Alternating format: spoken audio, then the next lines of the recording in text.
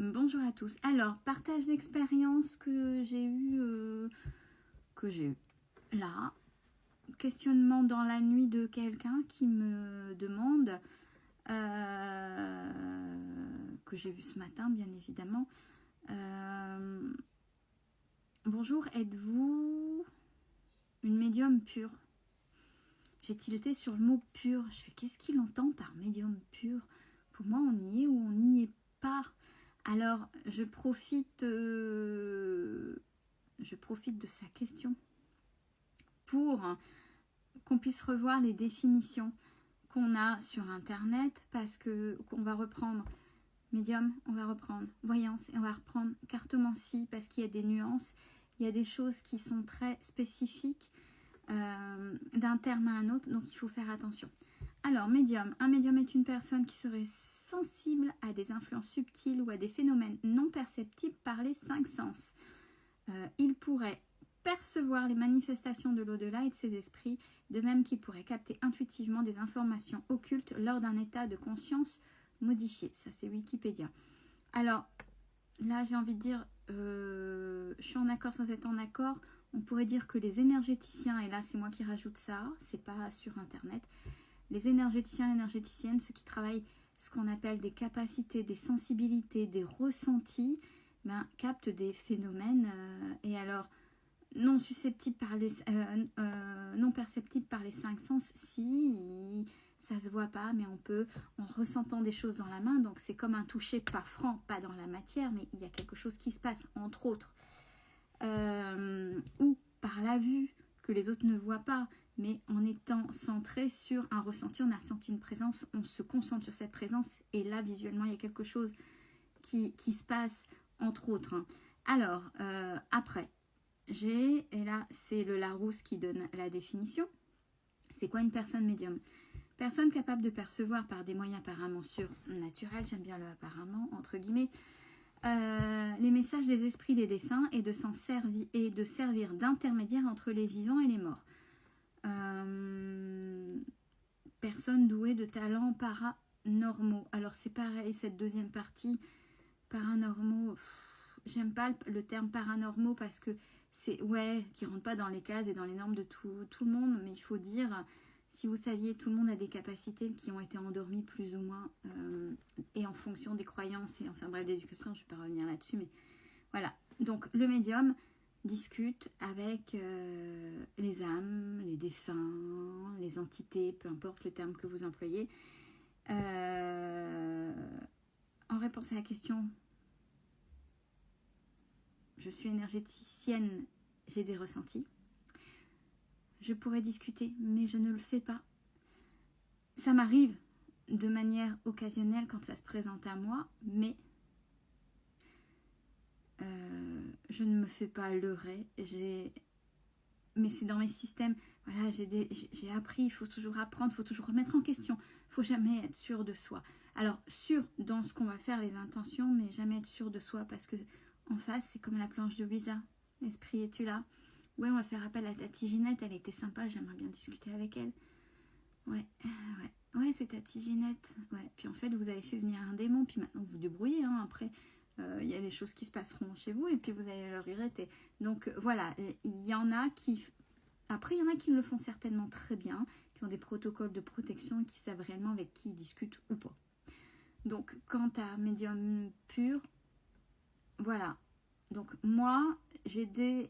Si on est à me le demander, j'ai des ressentis, des capacités, mais je ne discuterai pas avec les défunts. Pour le médium. Maintenant, on y va pour définir la voyance.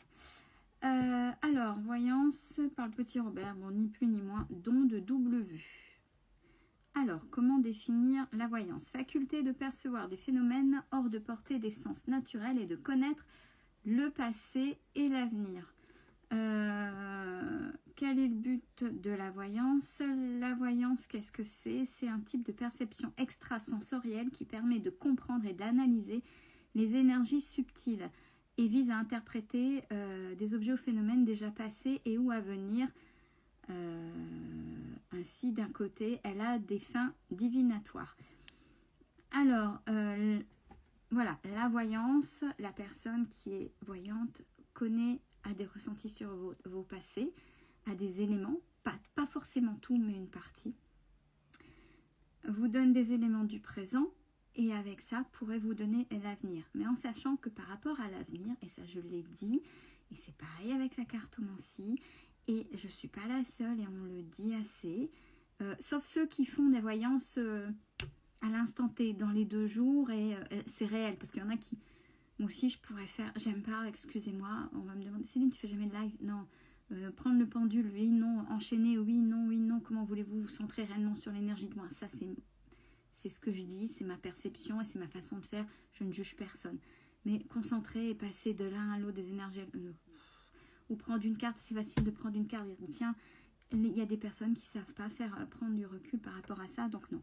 Donc, par rapport au futur, sachez que c'est une lecture d'énergie actuelle, présente, à l'instant T. Il suffit d'un événement pour modifier.